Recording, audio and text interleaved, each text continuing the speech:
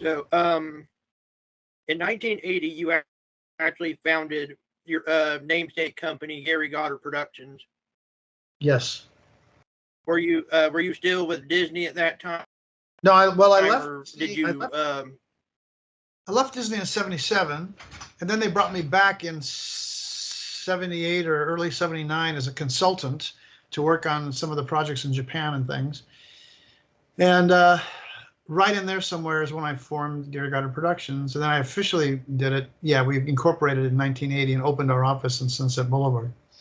We opened with just 4 people, I think, and then we were at 6 people, and then they were at 10 people. But we were very fortunate. A lot of because of my time in Imagineering, where I was known as the kid. I got recommended by them. Universal Studios was trying to up their game a little bit. And I got involved with Universal because a guy named Peter Alexander, who was the head of shows and effects at that time, he had been at Imagineering too, although I never knew him because he was with the financing side with Carl Bongiorno when I never actually met him or knew him. But he had left there because he wanted to be creative, and he wound up being head of shows and they call it shows and special effects at that time, because at that time, Universal wasn't really doing attractions. They were doing, like gags, the Hulk breaking through a wall and the tram with the flood thing and that kind of stuff. So Peter was in charge of making shows and special effects. And he had come on and they had just done the Dracula show. They had built an entire theater for the Dracula show. The Dracula show was a bomb, and it just didn't work at all. And I'm going to try and make this long story very short. But basically, I get a call from Peter Alexander one day. This is Peter Alexander. I'm with Universal Studios. And to be honest, Rolly Crump recommended you that I talk to you. I said, oh, okay, great, because I knew Rolly. Oh, Rolly, that's one of the other ones I just forgot that was in the list of 20. So yeah, Rolly, I called Rolly. And what we're doing is we want to do a show based on the Conan. The Conan movie was a big hit for them. We want to do a show based on Conan, and we put it in this theater where Dracula currently is. And I wanted Rolly to do it, and Rolly listened, and then he said, oh, this is a live show. I don't do live stuff, but you should call this kid Gary Goddard. He's really into live stuff. He knows that stuff. And, I said, Peter, I said, well, yeah, I do know. Not only do I know live stuff, I've read all the Conan novels when I was in high school. So not only do I know the movie, I mean, I know Conan. I know live entertainment. So yeah, I'd love to meet. So we met, and I told him, this is right up our alley. We can do this, and blah, blah, blah, and da-da-da. And so then he arranged for a meeting with Jay Stein, and I had to pitch him on kind of what we thought we would do. And I started the pitch, and this is the first time I met Jay Stein. Do you know any of the legends of Jay Stein? He can be a very tough boss. Not that I know of. He's a no bullshit, but I love him. And the one thing everyone will tell you about him, the great thing about Jay, like him or not, you always knew where you stood with him. He didn't mince words. He didn't go around the subject. If you were not nailing it, he'd be on you. And if you did, and you had the answers and you knew what you were talking about, then he respected you. But he'd probe you and make sure you knew. But anyway, that's a side story. So the first time I meet Jay, remember, this is the time at Universal when Universal was all suits and ties. These guys were by the book, and it was Mr. Scheinberg, Mr. Stein, Mr. Wasserman. It was very formal.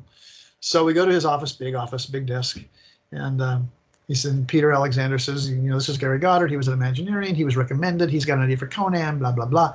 And, this is not a pitch. There's no sketches or anything yet. This is just me to say, here's kind of an idea of what we would do. And I said, well, I got 2 sentences into it. He goes, listen, have you seen the Dracula show? I said, no, I haven't. Well, I want you to see the Dracula show. And I just want to tell you, I would pay a lot of money for someone who can make that show work. You think you can do that? I don't know. I'll go look at the show and I'll let you know, So that was the end of the meeting, quick meeting. So I go to see the show, I think that night or the next day. I mean, very quickly. It's bad. It's really bad. It's not really salvageable. I mean, yes, you could do. This is what I wound up telling him. I went to see him after I saw it. I said, "Well, I'm just gonna give it to you straight, Mr. Stein. Of course, any show can be done on stage. There was a Broadway show based on Dracula. So there was a show you can do in 15 or 20 minutes on that stage with Dracula. Unfortunately, almost nothing in that show, other than maybe the set, parts of the set, are salvageable. You have to start over And he goes, what the f- you mean? I said, well, I'm going to give you some examples. You're seeing in your head like a movie, like when those bats, which are not bats, they're painted doves. They painted these doves, pigeons, black. You know, you're seeing these like when the camera would go to that and they would go like this, you know, and they're not going to do that. And when the guy turns from the organ, he's got a Phantom of the Opera kind of character that turns from the orchestra. You're seeing like a movie that when the guy does that, you know, camera goes into close up, he turns around, the woman goes, ah, you know, and stage shows are different. So we could stage this so we could surprise everybody and we could get some scares in there and get some screams from the audience, but we got to rescript it and we got to get rid of all that. You have that goofy audience.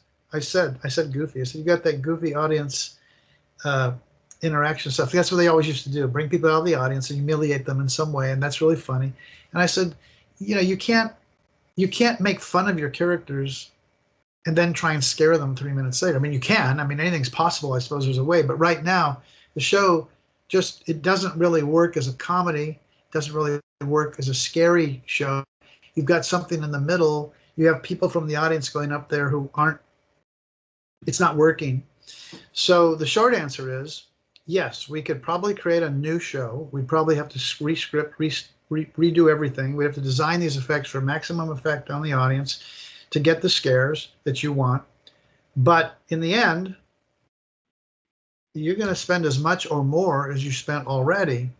And he goes, why the f would you say that? I said, well, yeah, I'm just being honest with you. But can I just say one more practical thing? You know, you can beat that show to death, Mr. Stein, but it's still always the smell is already on it. People say the show's no good. So you're going to really spend the money, and then what are you going to? You're going to remarket, try and remarket the new Dracula show.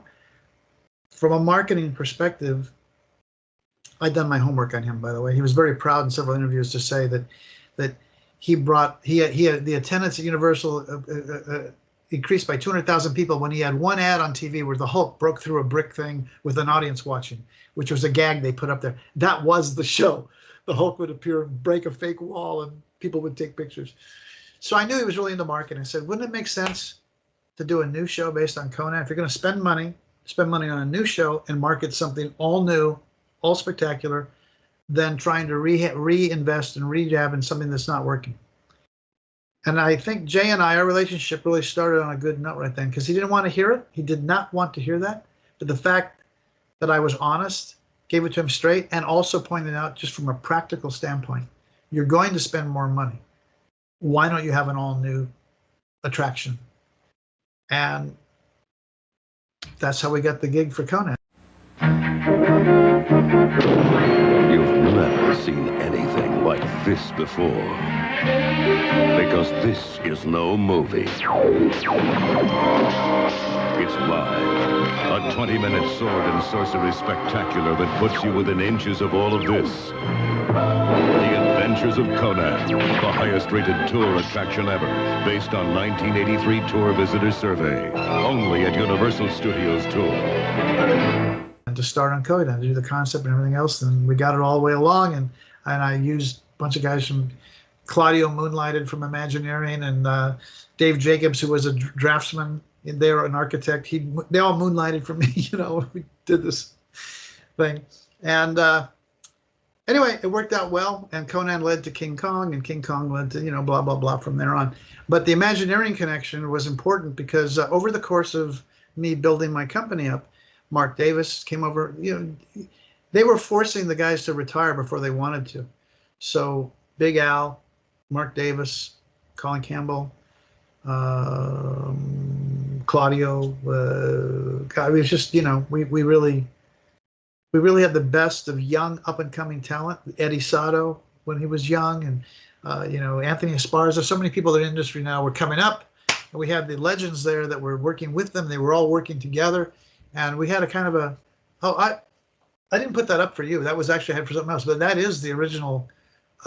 Final approved master plan for Jurassic Park the Ride behind me right now, coincidentally. It actually has the bird aviary in it that got cut. There's the budget cut right there. That was the pterodactyl aviary that you're supposed to go through, and they were going to come down and try and attack you when you're going through there. But anyway, so Yeah, the Imagineering, not only was it a great experience for me to be there in that time, but the relationships that I was able to make with all of the original Imagineers really helped when it came to getting our foot in the door with Universal and other places. It was really Albertino, the Monster Mansion at Six Flags. They approached Al because Al was the animatronic guy, and Al said, "You know, I'll be happy to work on this, but I don't want to be the guy you go to day. I don't want all the hassles. I'll be there. I'll work on the gags and creatively. But you should call this kid Gary Goddard. He started a company. You should call him." So Albertino, Mark Davis, Rolly Crump, they all recommended me for these things, and that really helped us get a foot in the door. Of course, you have to perform. You have to really, you know, you got to come through at the end of the day. But I think that was a big part of what we did. At the peak of Landmark, when Gary Goddard Productions became Landmark, we probably had, well, at the peak we had almost 350 employees. But at the point at which we had about 80 to 100 employees on Lancashire Boulevard, Herbie Ryman started up life drawing classes, and Herbie would come in there, and Herbie, all the artists, anyone who worked there, writers, artists, secretaries, we didn't care, anyone who wanted to come and do life drawing classes, and Herbie would look over their shoulders and coach them and give them pointers and stuff. Eddie Martinez was there. I mean, really, we had a great group of old, seasoned veterans and young, excited, up and coming talent. Greg Pro, Eric Heshan.